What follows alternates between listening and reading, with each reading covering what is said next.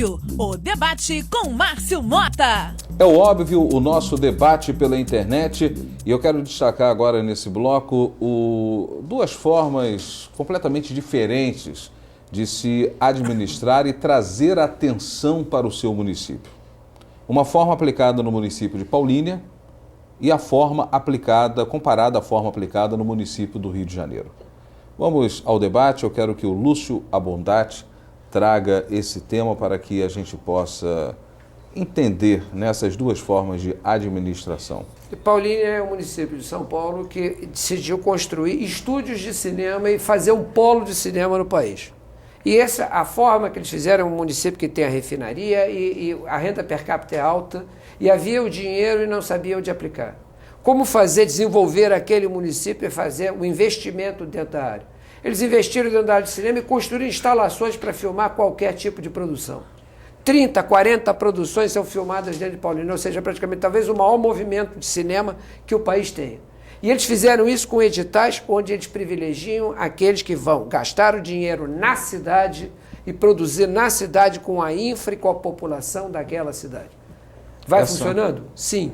Vai estar aumentando o turismo, as condições de trabalho são excepcionais, os atores que foram ali trabalhar elogiam e dizem isso é a forma de investir em cultura e trazer o movimento para a cidade. Tem gente que critica e diz, não, mas eles não estão exigindo um tipo específico de filme, uma qualidade específica de filme. E eu acho maravilhoso, porque a visão, na verdade, que Paulínia tem é que cinema é uma indústria. No mundo inteiro é assim.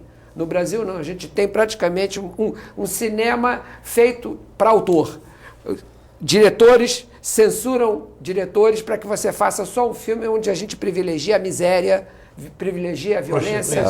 É mais ou menos a imagem ruim que o Brasil tem. O que o Barry White fazia. O Barry White, em suas últimas gravações, Marvin Gaye. Né? Ele dizia o seguinte, ele dizia, eu faço música para mim. Eu faço música do jeito que eu gosto.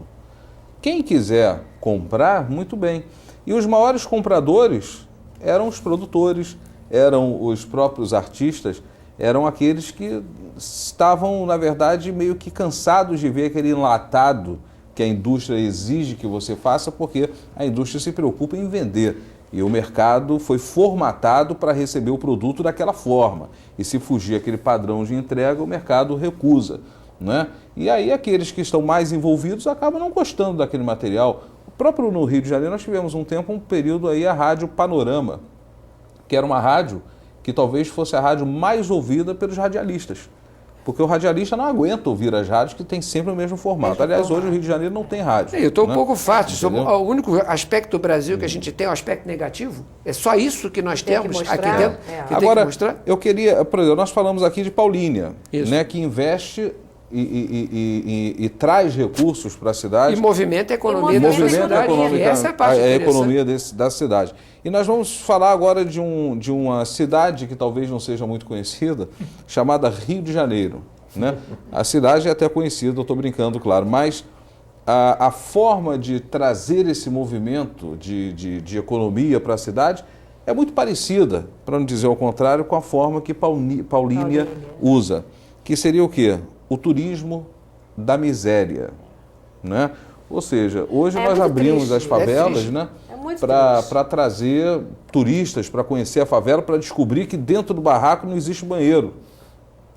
Uau, né? hein? Uau, que coisa extraordinária. Como se vive assim? Aí que pitoresco. Se isso começa a movimentar os valores dentro do município, Domingos, eu pergunto, daqui a pouco vai ser jogo não colocar e manter aquilo do jeito que está. Não colocar o banheiro dentro do barraco e manter, porque você está trazendo gringo, você está trazendo turistas, está trazendo gente para conhecer, então os mais interessados, que são aqueles que arrecadam, vão preferir preservar isso, ou não? Exatamente, Márcio. Você vê que depois de Carlos Lacerda, né, nunca mais houve no Rio de Janeiro uma política habitacional. De remoção. É verdade. De remoção, né?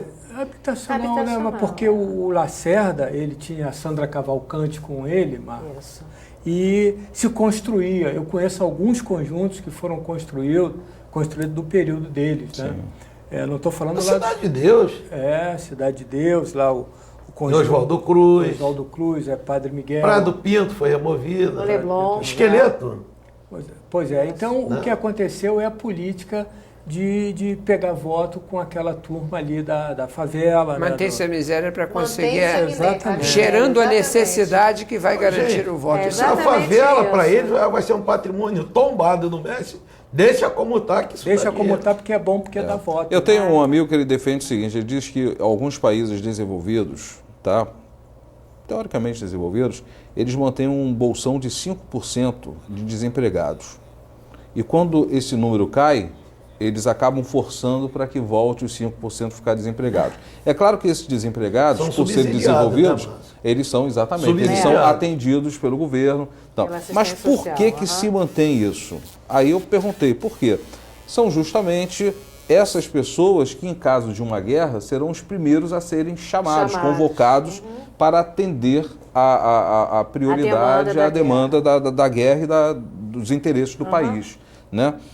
E aí eu descobri que no Brasil também nós temos esses bolsões que superam. É isso que eu ia falar, mas não são 5%. Isso, superam os 5% e não são para atender as necessidades do país numa guerra, mas sim para atender as necessidades dos políticos numa eleição. Nas eleições, exatamente isso. Vamos manter o povo na miséria, dando o mínimo, tendo sempre a esperança de que para frente, quem sabe, vai melhorar. Vote em mim que eu vou fazer melhor. A rede de hotelaria ela deve manter, então, um pacote de visitação, né? Mas isso já existe uma estrutura inteira para visita à favela. Você vê que quando o Michael Jackson esteve no Brasil, foi filmar na favela, o Hulk foi filmado na favela, porque, na verdade, não há nada que mostre o lado que o Brasil dá certo.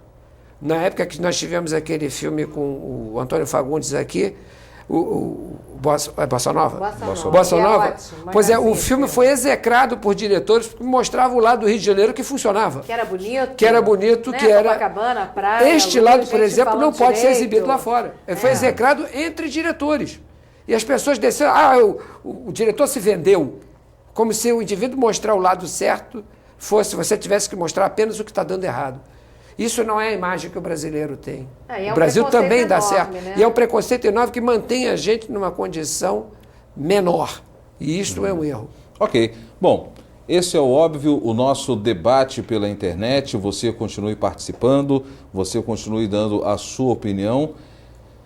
Eu acho que há um contraste que deve ser, pelo menos, questionado por aquele que assiste esse programa e por aquele que se revolta, né, ao ver essa política miserável explorar cada vez mais esse lado, essa população. Incentivado pelas secretarias de turismo, né? Incentivado muitas vezes pela secretaria.